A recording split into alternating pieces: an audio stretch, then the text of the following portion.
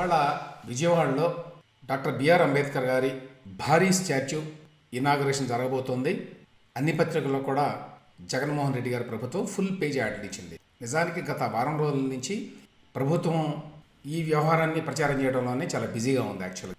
ఎందువల్లంటే దీనికి political significance కూడా ఉంది కాబట్టి రేపు జరగబోయే ఎన్నికల్లో దీనివల్ల కూడా ఎంతో కొంత ప్రయోజనం జరిగే అవకాశం ఉంది కాబట్టి సహజంగానే జగన్మోహన్ రెడ్డి గారి ప్రభుత్వం దీని మీద చాలా ఫోకస్ చేసింది.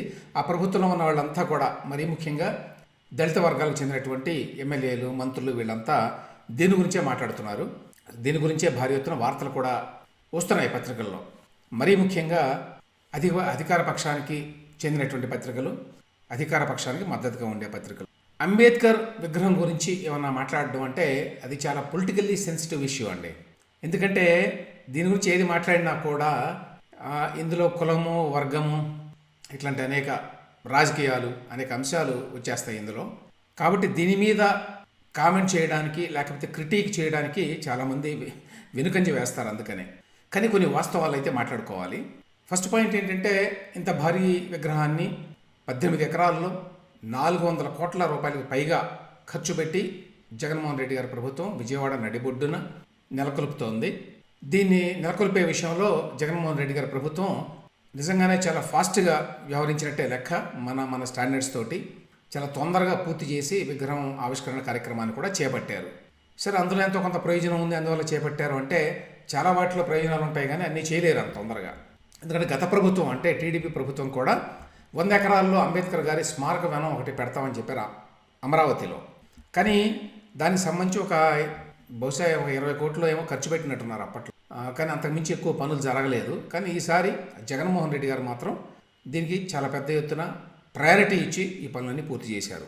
సో అంతవరకు మాత్రం ఆ క్రెడిట్ జగన్మోహన్ రెడ్డి గారికి దక్కుతుంది, అందులో సందేహం లేదు. అయితే ఈ విగ్రహాలు ఏమిటి, ఈ విగ్రహాల రాజకీయాలు ఏమిటి అనేది ఒకసారిగా చూస్తే మీరు దేశంలో ఇవాళ వీటికి సంబంధించిన రాజకీయం ఎట్లా జరుగుతోంది అనేది అర్థం చేసుకోవచ్చండి. ఇప్పుడు దేశం అంతా కూడా అయోధ్య రామ మందిరం ప్రాణప్రతిష్ఠ కార్యక్రమానికి సంబంధించినటువంటి ఆ యుఫోరియా నడుస్తోంది. దేశం అంతా అన్ని పత్రికల్లో, టీవీల్లో దానికి సంబంధించిన వార్తలే ఎవ్రీ డే వస్తాయన్నమాట. ఎందుకంటే అయోధ్య రామ మందిరం అనేది it's not merely some spiritual or religious issue. అది ఎవరో ఆ నమ్మే వాళ్ళకి లేకపోతే ఆ స్పిరిచువల్ బెంట్ ఆఫ్ మైండ్ ఉన్న వాళ్ళకి వాళ్ళ కోసం మాత్రమే కాదండి. ఆ మతాన్ని అనుసరించే వాళ్ళకి మాత్రమే కాదు, ఇది దేశంలో అందరికీ అనేటువంటి భావన కల్పించడానికి కేంద్ర ప్రభుత్వం, బీజేపీ ప్రభుత్వం ప్రయత్నిస్తోంది. అంటే అయోధ్య రామ మందిరం నిర్మాణం కానివ్వండి, దానికి ప్రాణప్రతిష్ఠ కానివ్వండి, ఇవన్నీ కూడా బీజేపీ సాధించినటువంటి ఘన విజయాల్లో ఒకటి అనేటువంటి ఒక మెసేజ్ని ప్రజల్లోకి తీసుకెళ్ళడానికి ట్రై చేస్తున్నారు. దానికి కూడా భారీ ఎత్తున ఖర్చు పెట్టి చాలా చేస్తున్నారు. అదేవిధంగా ఇప్పుడు ఆంధ్రప్రదేశ్లో బిఆర్ అంబేద్కర్ గారి విగ్రహం ఏర్పాటు వ్యవహారం కూడా ఆ స్థాయిలో, రాష్ట్ర స్థాయిలో కాకపోతే నడుస్తోంది. ఈ విగ్రహాలు ఏర్పాటు చేయడము అనేది ఇవాళ రాజకీయాల్లో ఎట్లా ఉంది అంటే ఆ విగ్రహాలు ఎవరి గురించి పెడుతున్నారో లేకపోతే ఆలయాలు ఎవరి గురించి కడుతున్నారో వాళ్ళ గురించి కాదండి. It's not actually about the statues or the personalities themselves. అది రాముడి గురించో అంబేద్కర్ గురించో కాదు, అది ఎవరైతే వాటిని ఇన్స్టాల్ చేస్తున్నారో వాళ్ళ గురించి అన్నమాట. అది ఫస్ట్ పాయింట్. అందువల్ల మేము గొప్ప, మీరు గొప్ప అంటే ఎవరు గొప్ప అంటే జగన్మోహన్ రెడ్డి గారు గొప్పవారని ఎట్లా చెప్తారు? జగన్మోహన్ రెడ్డి గారు టాలెస్ట్ అంబేద్కర్ స్టాచ్యూ పెడుతున్నారు, చూసారా? దాన్ని బట్టి జగన్మోహన్ రెడ్డి గారు మిగతా వాళ్ళకంటే గొప్పవాళ్ళు. అంతకుముందు తెలంగాణలో కూడా అంబేద్కర్ స్టాచ్యూని సెక్రటేరియట్ ఎదురుగా పెట్టారండి. అది అప్పటికి అది టాలెస్ట్ అని చెప్పి రాసుకున్నారు అన్ని పత్రికల్లో కూడా. ఇప్పుడు దాన్ని మించి ఇది టాలెస్ట్ అట ఇప్పుడు విజయవాడలో పెడుతున్నది. ఇదేమో యాక్చువల్ స్టాచ్యూనేమో 125 అడుగులు అయితే కింద బేస్ ఏమో ఒక 50 అడుగుల పైనే ఉంది. మొత్తంగా చూసినప్పుడు 205 అడుగులు అని చెప్తున్నారు విజయవాడలో పెట్టబోయే స్టాచ్యూ. సర్దార్ సరోవర్ డ్యామ్ మీద వల్లభాయ్ పటేల్ గారు స్టాచ్యూ పెట్టారు నరేంద్ర మోదీ గారు. వారి ప్రభుత్వం 600 అడుగులు భారీ విగ్రహం. అది ప్రపంచంలోనే ఎత్తైందేమో తెలియదు మరి. ఈ మధ్య హైదరాబాద్లో స్టాచ్యూ ఆఫ్ ఈక్వాలిటీ అని చెప్పి రామానుజాచార్య గారి విగ్రహాన్ని చినజీర స్వామి వాళ్ళు పెట్టారు. అది 216 అడుగులు అని చెప్పారు. సో అది కూడా టాలెస్ట్ స్టాచ్యూ హైదరాబాద్లో అని చెప్పి దాని గురించి కూడా చాలా హైప్ జరిగింది అప్పట్లో. సో పాయింట్ ఏమిటంటే ఈ విగ్రహాలు ఏమిటి, రామానుజాచార్య విగ్రహం ఏంటి, లేకపోతే అంబేద్కర్ గారి విగ్రహం ఏంటి, లేకపోతే రాముడికి ఆలయం ఏంటి, లేకపోతే మన వల్లభాయ్ పటేల్ గారి విగ్రహం ఏంటి అంటే వాళ్ళ గురించి కాదు అవి.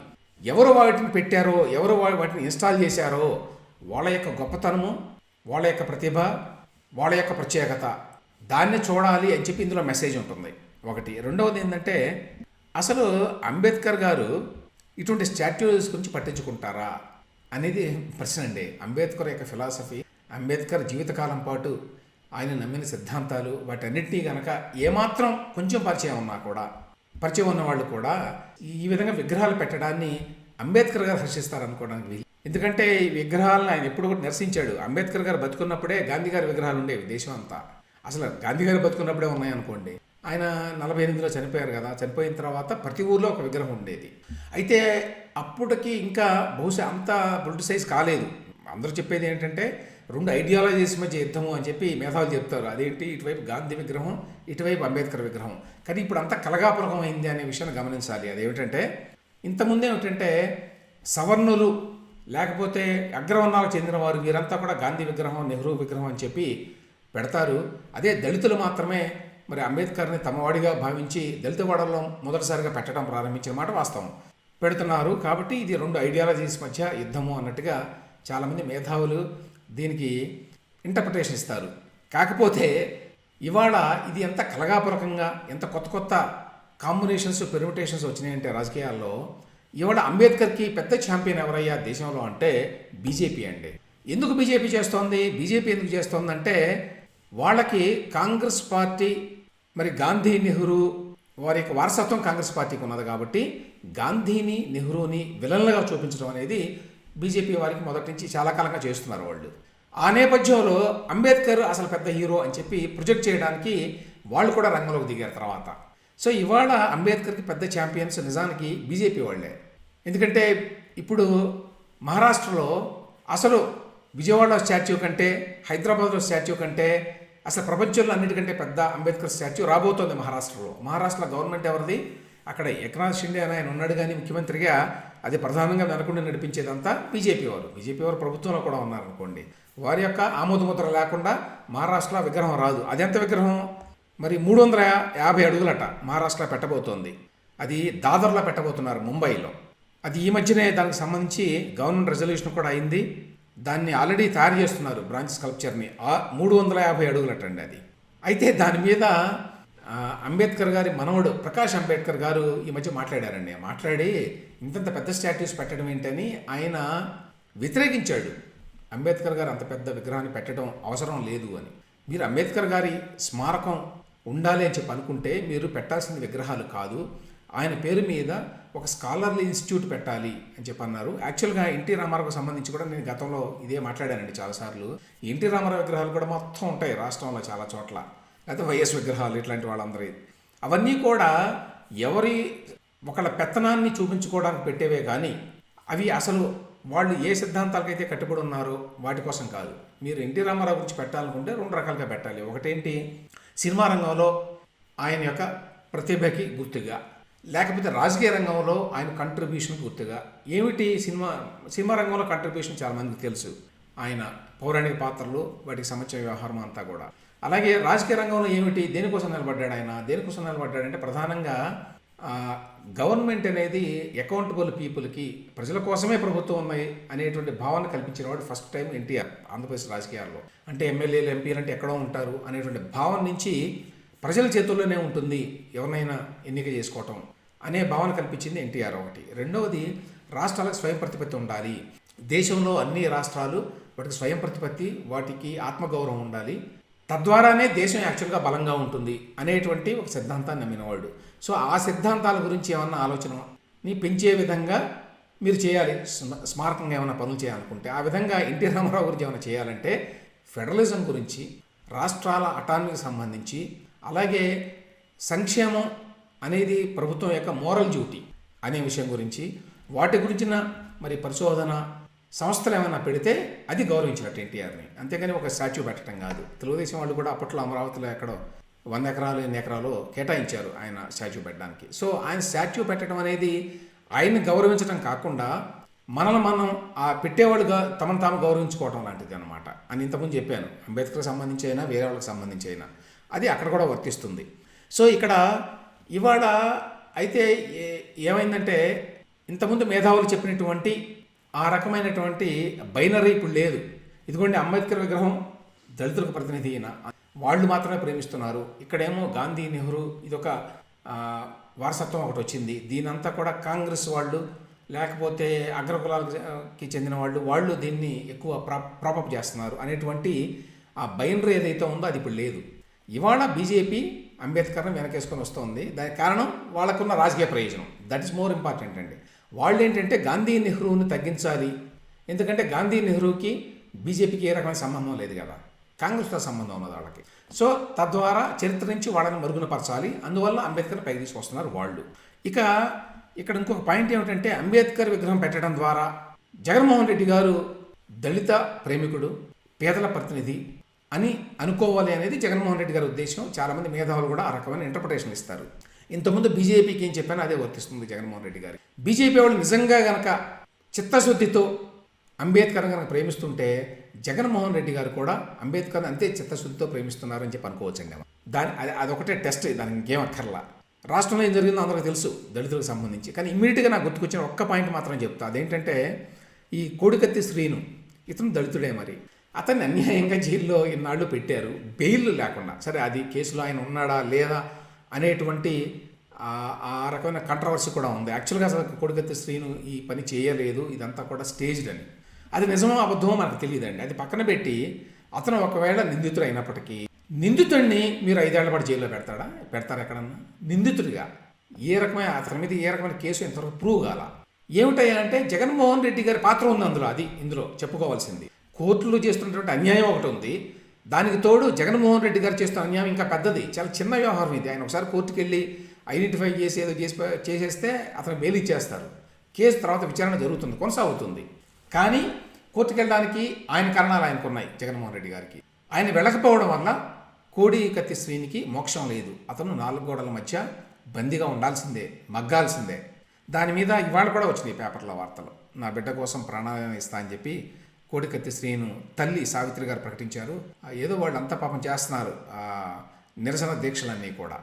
ఒక పక్కన అంబేద్కర్ గారి భారీ విగ్రహాన్ని ఆవిష్కరిస్తూ పెద్ద పండగలుగా చేస్తున్నాడు జగన్మోహన్ రెడ్డి గారు. 1,00,000 మందిని తరలించాలని మొత్తం ఆర్టీసీ బస్సులు, స్కూల్ బస్సులు అన్నీ కూడా ప్రభుత్వ అధికారంతో. ఇవన్నీ చూస్తే అంబేద్కర్ గారు బహుశా షాక్ తింటాడండి ఆయన కనుక బ్రతుకుంటే. అంబేద్కర్ యాక్చువల్గా ఏంటంటే క్యాష్లెస్ సొసైటీ కావాలని కోరుకున్నాడు, కులాలు లేనటువంటి సమాజం కావాలని కోరుకున్నాడు. కానీ ఇవాళ అంబేద్కర్ని కులానికి ప్రతినిధిగా నిలబెట్టేశారండి. అదొక విశేషం. ఆయన ఒక కులానికి లేక కొన్ని కులాలకు ప్రతినిధి అని చెప్పి ఈ సోకాళ్ళ అగ్రకులాల వాళ్ళే ఆయనకి ఆ రకమైన కిరీటం పెట్టేశారు. తద్వారా అంబేద్కర్కు ఉన్నటువంటి యూనివర్సాలిటీ, ఆ సార్వజనీనమైనటువంటి సిద్ధాంతాలు ఏవైతే ఉన్నాయో అంబేద్కర్వి, వాటిని మరుగుపరిచారు తద్వారా. తర్వాత హిపోక్రసీ, ఒకవైపున కోడికత్తి శ్రీని జైల్లో పెట్టి అందులో తనకు కూడా పాత్ర ఉండి జగన్మోహన్ రెడ్డి గారు ఇవాళ అక్కడ విజయవాడలో అంబేద్కర్ గారి విగ్రహ ప్రతిష్టాపన కార్యక్రమంలో భారీ ఎత్తున ఆయన సామాజిక న్యాయం గురించి, సామాజిక సాధికారత గురించి మాట్లాడతారు. మన రాజకీయాల్లో ఉన్నటువంటి వంచనకి ఇది గుర్తండి. ఇక నెక్స్ట్ ఈశ్వరన్ గారి గురించి. ఇక నెక్స్ట్ సింగపూర్లో ఈశ్వరన్ అనే మంత్రి ఉన్నారండి. ఆయన గురించి ఒక వార్త అంతర్జాతీయంగా వచ్చింది. దాన్ని మిగతా వాళ్ళు పెద్దగా గమనించినట్లు లేరు. కానీ సాక్షి వాళ్ళు నిన్నే దాన్ని ప్రచారం చేయడం మొదలుపెట్టారు. ఆ వైఎస్ఆర్సీపీ సానుభూతి పరులైనటువంటి వారు ఉంటారు కదా, యూట్యూబ్ వాళ్ళు కానివ్వండి, వెబ్సైట్లు కానివ్వండి, వీటన్నిటిలో కూడా ఈశ్వరుని గురించి మాట్లాడడం ప్రారంభించారు వాళ్ళు. అంటే నిన్నే బహుశా నోటు పంపించినట్టున్నారు వైసీపీ సోషల్ మీడియా నుంచి. సో ఇవాళ సాక్షిలో కూడా పెద్ద వార్త వచ్చింది. ఏమిటంటే ఈ ఈశ్వరన్ అనే ఆయనకి అమరావతితో కనెక్షన్ ఉంది. అదేమిటంటే సింగపూర్ గవర్నమెంట్ అందులో కొంత ఇన్వాల్వ్ అయింది అమరావతికి సంబంధించి. దాని మాస్టర్ ప్లాన్ తయారు చేసింది సింగపూర్ అంటే ఒక సంస్థ. ఆ సంస్థ యాక్చువల్గా సింగపూర్ గవర్నమెంట్లో కూడా భాగం. ఆ తర్వాత సింగపూర్ గవర్నమెంట్లో ఉన్నటువంటి కొన్ని కంపెనీస్, ఇందులోనైతే సింగపూర్ గవర్నమెంట్కి కూడా వాటా ఉన్నదో ఆ కంపెనీస్, వాళ్ళకి ఇక్కడ ఒకటి డెవలప్ చేయడానికి స్టార్టప్ సిటీ అని చెప్పి ఒక ఒప్పందం కుదుర్చుకున్నారు. ఆ తర్వాత ఆ ఒప్పందం అది అమలు కూడా కాలేదు. ఈ లోపల జగన్మోహన్ రెడ్డి గారు వచ్చారు, వారు దాన్ని తీసేశారు, రద్దు చేశారు అనుకోండి. అయితే అప్పుడు సింగపూర్ మంత్రిగా, ఇండస్ట్రీ ట్రేడ్ మంత్రిగా ఉన్నారండి ఈశ్వరన్ గారు. సింగపూర్లో చాలా సీనియర్ మంత్రి ఆయన సింగపూర్కి. అయితే ఇప్పుడు తాజాగా ఏంటి అంటే వార్త ఏమిటంటే ఈ ఈశ్వరన్ గారు అప్పుడెప్పుడో 2006-7 నుంచి కూడా మంత్రిగా ఉన్నాడు ఆయన. అప్పుడు టూరిజం శాఖ మంత్రిగా ఉన్నప్పుడు అక్కడ గ్రాండ్ ప్రీ అని చెప్పి జరుగుతాయి కదా కార్ రేసులు, అవి మొదలుపెట్టారు సింగపూర్లో. మొదలుపెట్టినప్పుడు వాటిని ఎవరైతే నిర్వహించారో ఆ వ్యక్తి మన ఈశ్వరన్న గారి యొక్క హోటల్ ఖర్చులు మిగతా ఖర్చులు కొన్ని భరించాడు ఆయన బయటకు వెళ్ళినప్పుడు అని చెప్పి ఒక ఆరోపణ వచ్చింది. ఆరోపణ వస్తే ఆరోపణ మీద ప్రాసిక్యూషన్ అక్కడ సింగపూర్లో ఉండేటువంటి ప్రాసిక్యూటింగ్ ఏజెన్సీ వాళ్ళు ఛార్జెస్ ఫ్రేమ్ చేశారు దాని మీద ఆరోపణ చేస్తే వెంటనే ఆయన రాజీనామా చేశాడు నిన్న. ఇక్కడ గమనించాల్సిన విషయం ఏంటంటే ఆయన సర్వింగ్ మినిస్టర్ అండి, సీనియర్ మినిస్టర్, సర్వింగ్ మినిస్టర్. ఆయన మంత్రివర్గంలో ఉన్నాడు సింగపూర్లో. ఉండగా ఒక ప్రాసిక్యూటింగ్ ఏజెన్సీ వాళ్ళు ఆయన పేరు పెట్టి చేశారు. తేడా గమనించండి ఇక్కడ భారతదేశంలో ఉండేటువంటి వ్యవహారాలకి అక్కడికి. చేస్తే ఆయన వెంటనే రిజైన్ చేసి నేను ఇన్నోసెంట్ కానీ రిజైన్ చేస్తాను, ఈ ఇన్వెస్టిగేషన్ అయిపోయే వరకు నేను బయట ఉంటాను అని చెప్పారు. ఆ తర్వాత ఎప్పుడైతే ఈ మొదటి ఆరోపణలు వచ్చినాయో అప్పటి నుంచి ఇప్పటి వరకు నాకు ఇచ్చిన జీతం కూడా నేను వెనకిస్తున్నానని చెప్పారు. యాజ్ మినిస్టర్లకి భారీగా జీతాలు ఉంటాయి సింగపూర్. జీతాలు ఎందుకు ఎక్కువ ఇస్తారంటే అక్కడ కరప్షన్ అనేది ఉండకూడదు, మంత్రులు కానీ ఎవరు కరప్షన్కి లోపడకూడదు అని చెప్పి జీతాలు బాగా భారీగా ఇస్తారు. దానికి తోడు కరప్షన్ అనేది అక్కడ సహించడం మాత్రం కూడా తీవ్రమైన శిక్షలు ఉంటాయండి. అందువల్ల సింగపూర్ అనేది ప్రపంచంలో మరి ఈ కరప్షన్ ఇండెక్స్కి సంబంధించి వాళ్ళు అత్యంత పారదర్శకమైనటువంటి ఒక దేశంగా దానికి పేరుంది. అక్కడ అసలు ఏమాత్రం కూడా కరప్షన్ ఉండదని. ఎందువల్లంటే ఆ రకమైన కఠినమైన శిక్షలు ఉన్నాయి కరప్షన్కి అక్కడ. సో ఇప్పుడు కొన్ని అభియోగాలతోటి ఒక ఛార్జ్షీట్లు దాఖలు చేసిన వెంటనే రిజైన్ చేశాడు. అది విషయం. అది అయితే దీన్ని మన సాక్షి వారు, మన వైసీపీ వారు, మన వైసీపీ సానుభూతి పరులైనటువంటి యూట్యూబర్లు వీళ్ళంతా ఇచ్చే ఇంటర్ప్రిటేషన్ ఏంటంటే అమరావతిలో ఉన్న మంత్రి అక్కడ పట్టుబడ్డాడు, ఆయన జైలుకి వెళ్ళిపోయాడు అని మాట్లాడేస్తారు. కానీ ఉన్నవి లేనివి అబద్ధాలు అన్ని చిలవలో పలవలు చేసి మాట్లాడతారు కదా. వాస్తవం జరిగింది ఏమిటంటే ఆయన మీద ఆ ప్రాసిక్యూటింగ్ ఏజెన్సీ వాళ్ళు ఛార్జ్షీట్ దాఖలు చేశారు. ఛార్జ్షీట్ దాఖలు చేసిన వెంటనే ఆయన మంత్రిగా ఉన్నప్పుడు ఇన్వెస్టిగేషన్ జరిగిందండి. మన దేశంలో సాధ్యమైన ఒక మంత్రి అధికారంలో ఉండగా ఒక ప్రాసిక్యూటింగ్ ఏజెన్సీ సిఐడి లాంటి వాళ్ళు మన దగ్గర వాళ్ళు ఇన్వెస్టిగేషన్ చేయగలరా?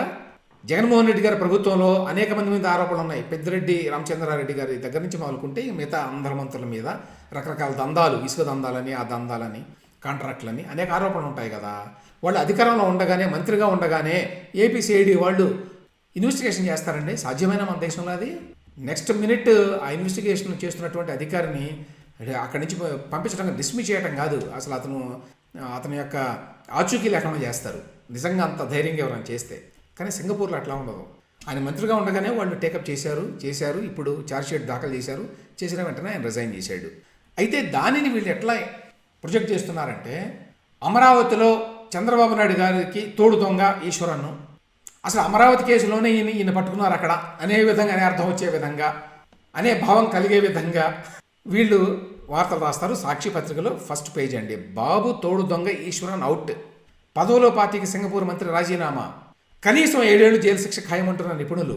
వీళ్ళకి భలే కోరిక 7 ఏళ్ళు అనేది. భారతదేశంలో ఉంది ఈ చట్టం, సింగపూర్లో లేదు.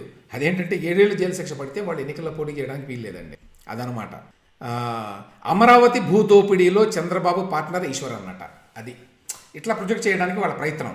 యాక్చువల్గా ఆయన యాజ్ సింగపూర్ గవర్నమెంట్ రిప్రజెంటేటివ్గా వచ్చాడు. ఆయన వ్యక్తిగా కాదు, ఆయన ఏదో సొంత పరిశ్రమ పెట్టి ఇక్కడ రాలేదు. ఆయన as minister of Singapore trade and industry, ఆ ప్రతినిధిగా సింగపూర్ గవర్నమెంట్కి సంబంధించినటువంటి అంశాల్లో ఆయన వచ్చేవాడు, ఇక్కడికి సంతకాలు పెట్టేవాడు. మరి ఆయన పాత్ర ఏదైనా ఉంటే జగన్మోహన్ రెడ్డి ప్రభుత్వం ఎందుకు కేసు పెట్టలేదు? ఆయన భూదోపిడీలో ఈయన పార్ట్నర్ కనుక అయితే కేసు పెట్టచ్చు కదా, ఎవరి మీదైనా పెట్టచ్చు వాళ్ళు కనుక పార్ట్నర్ అయి ఉంటే. కానీ ఆ విధంగా పచ్చి అబద్ధాలు రాసేస్తారు. ఓ పెద్దది రాశారు లోపల కూడా. చంద్రబాబుది అదే పరిస్థితి అట. సింగపూర్లో ఈశ్వరుని పరిస్థితిని చంద్రబాబు నాయుడు ఎదుర్కొంటున్నారు అని చెప్పి కలగాపులగంగా అక్కడ ఇక్కడ ఏం జరిగిందో, చంద్రబాబు నాయుడు ఎట్లా చేశాడు అట్లా చేశాడని. అలాగే ఈశ్వరన్ చంద్రబాబు నాయుడు కలిసి ఉన్న ఫోటోలు చాలా ఉన్నాయి. ఫొటోస్ చాలాసార్లు వచ్చాడు ఆయన. అప్పుడు సింగపూర్ నుంచి అనేక మంది అధికారులు కూడా వచ్చేవాళ్ళు భారీ ఎత్తున. సో భూదోపిడీలో పార్ట్నర్ అని చెప్పి ఉదానికి సంబంధం ఉన్నదండి. ఏ విధంగా భూదోపిడీలో పార్ట్నర్ అని చదివారనుకోండి మీరు, అక్కడ ఏం కనిపించదు. స్టార్టప్ ఏరియా అనుకుని ఉన్న 1400 ఎకరాల అసైన్డ్ భూములను చంద్రబాబు ముఠా బినామీ పరుల పేర్లతో కొల్లగొట్టిందట. చంద్రబాబు ముఠా స్టార్టప్ ఏరియా పక్కన ఉన్నటువంటి భూముల్ని వాళ్ళు కొనుక్కుంటే, కొల్లగొడితే, వాళ్ళు నిజం అనుకుంటే అదే పచ్చాబద్ధం. నిజం అనుకుంటే దానికి దీనికి సంబంధం ఏంటి? దానికి సింగపూర్కి సంబంధం ఏముంటుంది? భూమి అంతా మీది, ఇక్కడ గవర్నమెంట్ది, వాళ్ళకేం సంబంధం లేదు కదా. మొత్తం అమరావతిలో ఉన్న చుట్టుపక్కల ఉన్న భూములన్నీ చంద్రబాబు నాయుడు గారు ఆయన ముఠా కాజేసినా కూడా సింగపూర్కి ఏమి సంబంధం ఉన్నది కదా అందులో. అయినా కూడా కలగాపలకంగా రాసి ఒక ప్రొజెక్షన్ చేసి అబద్ధాలని నిజాలు నిర్మించేటువంటి ప్రయత్నం అండి. గమ్మత్తు ఏంటంటే అమరావతిలో వీళ్ళు భూములు కాజేశారని చెప్తుంటారు కదా. ఇక్కడ ఒక్క పాయింట్ చెప్పాలి, అదేమిటంటే అమరావతిలో భూములన్నీ కూడా ప్రైవేట్ వ్యక్తులు అండి, ప్రభుత్వం అది కాదు. గతంలో చాలాసార్లు చెప్పాను నేను. అంటే చాలామందికి అర్థం కాదు విషయం. ఎన్నిసార్లు చెప్పినా అమరావతిలో భూములు తెలుగుదేశం వాళ్ళు కాజేశారు ఏదో చెప్తుంటారు కదా. అసలు బేసిక్ పాయింట్ ఏమిటంటే అమరావతిలో భూములు ఎవరివి? రైతులవి. ఒకవేళ కాజేశారు అనుకుందాం, చంద్రబాబు నాయుడు ఆయన ముఠా అంతా కూడా ప్రైవేట్ వ్యక్తులు భూములు కాజేశారు వాళ్ళు. ప్రభుత్వానికి ఏంటి అందులో నష్టం? ప్రజలకేంటి నష్టం అందులో ఒకవేళ నిజంగా జరుగుంటే? అదే జగన్మోహన్ రెడ్డి మీద వాళ్ళ మీద ఆరోపణలు ఏంటి? మీరు ప్రభుత్వ అధికారాన్ని ఉపయోగించుకొని భూములు కాజేయటము, లేకపోతే అక్కడ రిజిస్టర్ ఆఫీసుల్లో వీళ్ళని మ్యానిపులేట్ చేసి మీ వైపున భూములు రాయించుకోవడము, వాటిని డిస్ప్యూటెడ్ ల్యాండ్గా తయారు చేయటమో చేసుకుంటున్నారు అని, మీ అధికారాన్ని దుర్వినియోగం చేస్తున్నారని. ఇప్పుడు వైజాగ్లో అధికారం దుర్వినియోగం చేశారు అనుకోండి, అవతల ఆరోపిస్తున్నారు మా భూములు వీళ్ళు కాజేస్తున్నారు ఫలానా అధికార పార్టీ నాయకులని. అమరావతిలో ఉన్నటువంటి భూముల యజమానులు ఇదిగో మా భూముల్ని చంద్రబాబు నాయుడు లేకపోతే ఆ టీడీపీ వాళ్ళు ఎవరైనా కూడా కాజేశారు అని ఆరోపించారా? వాళ్ళు ఆరోపించలేదు కదా. ఎవరు? ఆ రైతులు ఎవరు ఇప్పటికీ ఆరోపించలేదు కదా మా భూములు కాజేశారండి వీళ్ళంతా అని. వాళ్ళు ఆరోపిస్తే అప్పుడు అవును అధికారాన్ని అడ్డం పెట్టుకొని చంద్రబాబు నాయుడు గారు మరి టీడీపీ వాళ్ళు ఏదో చేశారు ఇక్కడ అని అనుకోవచ్చు. ఎవరైనా టీడీపీ సానుభూతి పరులో టీడీపీని అనుసరించే వాళ్ళు అక్కడ భూములు కొనుక్కోవచ్చు. కానీ వ్యక్తుల దగ్గర భూములు కొనుక్కుంటే ప్రభుత్వానికి వచ్చే నష్టం ఏంటి? అది ప్రభుత్వ భూములు కాదు, ప్రభుత్వ ఆస్తి కాదు, ప్రజల ఆస్తి కాదు. ఆ తేడా లేకుండా మాట్లాడతారండి. అందువల్ల ఇటువంటి పిచ్చి వార్తలు రాయడానికి వీళ్ళకి వీలవుతుంది. ఎందుకంటే జనానికి ఇప్పటికీ ఆ రకమైనటువంటి ఆ ప్రచారం ఇప్పటికీ నడుస్తోంది ఫుల్. అదేంటంటే అమరావతిలో అన్ని భూములు కాజేశారు. ఎవరు భూములు కాజేశారు? ప్రభుత్వ భూములు కాజేశారా? ప్రభుత్వానికి ఎన్ని భూములు ఉన్నాయి అమరావతిలో? ఎక్కడున్నాయి? ఒక ఎకరం, ఒక సెంటు, ఒక గజం ప్రభుత్వ భూమిని ఎవరైనా కాజేశారా? అక్కడ ఏమీ జరగలేదు. So that is very important.